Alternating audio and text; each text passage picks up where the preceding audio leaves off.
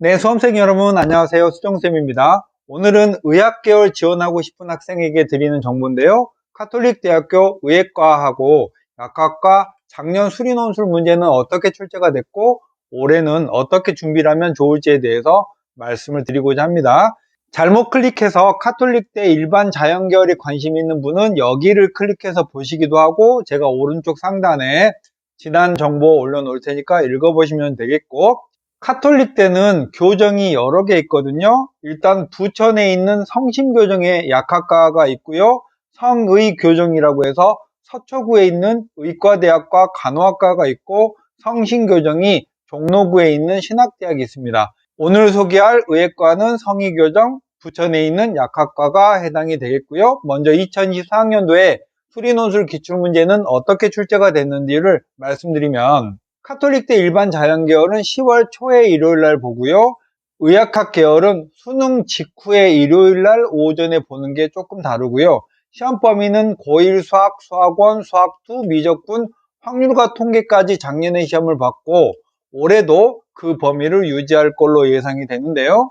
카톨릭대 논술 문제의 외형적인 특징은 제시문이 꽤 긴데 이게 전부 다 문제의 조건을 주기 위해서 병렬식으로 나열된 조건입니다. 그러니까 카톨릭대의 제시문은 일반 대학들이 수학적 이론이나 공식을 제공하는 데 반해서 문제에 필요한 조건을 기업, 니은, 디귿, 리을의 형태로 병렬식으로 많이 주기 때문에 계속 제시문을 보고 조건을 따져봐야 되니까 엄청 머리가 복잡한 그런 형태의 제시문이고, 소문항은 거의 없는 단독문항이라고 생각하면 되는데, 이 소문항이 없다는 건 뭐냐면 다른 대학들은 소문항을 몇 개 배치해서 우리가 문제를 풀어가야 되는 방향을 계단식으로 알려주는 그런 징검다리 느낌이었다면, 가톨릭대는 그냥 한 문제 딸랑 있으니까 네가 알아서 과정도 다 구하고 답까지 다 구해, 이렇게 다소 무뚝뚝한 느낌의 문제라는 뜻이고요. 문제 개수는 의학과하고 약학과는 3문제를 공유하고 나머지 의학과가 한 문제가 더 많아서, 그래서 약학과는 90분의 3문제, 의학과는 100분의 4문제니까 의학과가 시간적으로 조금 쫄리겠죠. 2024학년도 기출문제는 의학과랑 약학은 1번, 2번, 4번은 공유했고 3번만 의학과만 해당되는 문제인데요. 1번은 미적분에서 속력, 움직임, 거리 공식, 절대값의 정적분, 2번은 미분 가능하게 함수를 만들기, 사이값 정리, 정적분의 의미를 이해하는 문제, 3번은 삼각함수의 그래프와 대칭성을 이해하고 초월 수들 사이의 대소관계를 비교하는 이런 문제인데, 3번은 의학과만 해당되는 문제잖아요. 그래서 3번이 수능적인 관점을 벗어난 극강의 추론 능력을 물어보는 거고, 4번은 최대 최소화 미분 추론 문제에 해당되는 건데, 여러분이 단순하게 이해하라고 적었는데 실제로 1번, 2번, 4번은 수능적인 그런 영향력 아래에 있는 문제인데, 문제의 제시문이 굉장히 길고 복잡한 조건들을 다 따져야 되고 수식 정리가 굉장히 어려운 대신에 수능형 문제라고 볼 수 있고, 3번은 수능의 범주를 벗어난 그런 추론 문제라고 할 수 있었는데, 카톨릭대 의학과는 2013학년도에는 다소 난도가 조금 하락했고, 그 이전에는 의학과 중에서는 카톨릭대하고 약학의 연대, 그리고 부산대 의회, 경북대 의회 정도가 난도가 가장 높고 문제 자체가 엄청 어려운 대학교고요. 지금까지는 성균관대, 중앙대, 경희대 정도 의학과 문제를 풀어봤는데 역시 카톨릭대가 그들보다는 조금 어려웠다라고 생각이 됩니다.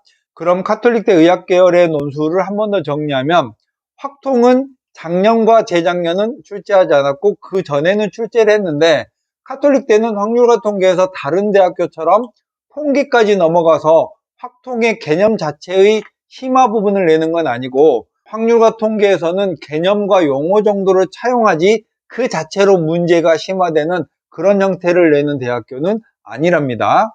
두 번째는 아까 말씀드렸듯이 제시문 자체가 굉장히 길고 문제의 조건을 병렬식으로 주기 때문에 정말 제시문을 계속 해독하고 어떤 문자가 어떤 문자였는지를 계속 따져야 되니까 카톨릭대 문제는 일단 너무 머리가 아파요. 위에 있는 조건들을 계속 따져야 되는 그런 고난도 문항에 해당되는 거고, 소문항이 없다는 건 다른 대학들이 친절하게 소문항을 배치해서 여러분들에게 이렇게 풀어가야 되는 방향을 계속 중간중간 제시하고 있는데, 봐나요? 카톨릭대는 그렇지 않으니까 어떤 경우엔 여러분이 뭘 해야 될지 모르는 그런 문제의 수준이기도 하고요. 복잡한 기호가 있습니다. 카톨릭대 문제는 일단 수식 전개가 길고 복잡하고 정리할 것도 많고 이런 이전에 수능 킬러 문항과 비슷하게 구성됐습니다. 제가 예전에 한 2017학년도 요쯤에 수능 문제에서 30번이나 22번이 킬러 문항이었거든요.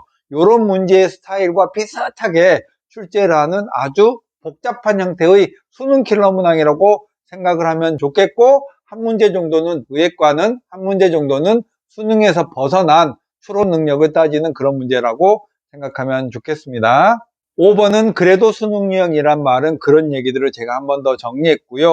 어떻게 준비할까에 대해서 카톨릭대는 수능 이후에 일요일날 시험 보잖아요. 그런데 수능 최저는 삼합사로 비교적 약하고 카톨릭대가 성균관대와 더불어서 가장 우리가 가고 싶은 워너비 의예과 대학이잖아요. 약학도 마찬가지고, 다행히도 카톨릭대는 의예 약학이 기하를 출제하지 않는 점이 다행이고, 확률과 통계도 그렇게 강조하지 않고 직전 2개년도는 출제하지 않았으니까 카톨릭대는 준비하기에는 오히려 편안합니다. 그런데 제가 경험한 바로 보면은 미리부터 여러분들이 논술 준비를 하는 게 아니라 그냥 나는 정시로 의예과를 갈 거야 라고 생각하고 논술 지원을 안 할 거지만 일단 써보겠어 이런 느낌으로 지원을 했다가 수능 이후에 갑자기 정시로는 카톨릭대 의예과 같은 데를 못 갈 것 같으니까 수능 이후에 하루 이틀 해본다 이런 마인드로 접근하면 절대 될 것도 안 됩니다. 카톨릭대 의예약학은 그래도 경쟁률이 300대 1 정도에 해당되고요.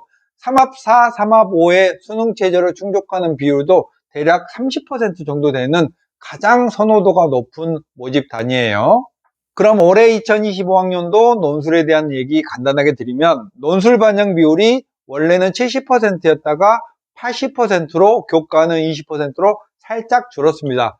그래도 의학학 계열이다 보니까 내신의 평점은 2점대 극초반 정도에서 합격선이 형성되고, 내신이 4, 5로 들어가면 카톨릭대 의학학 계열은 살짝 불리한 느낌이 있습니다.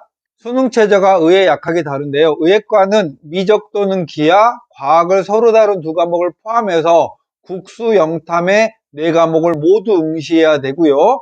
수능 최저는 삼합사에 과학을 반영할 때는 두 과목의 평균을 반영하고 소수점 아래는 과학은 절사하는 형태 한국사 4등급 이내고요.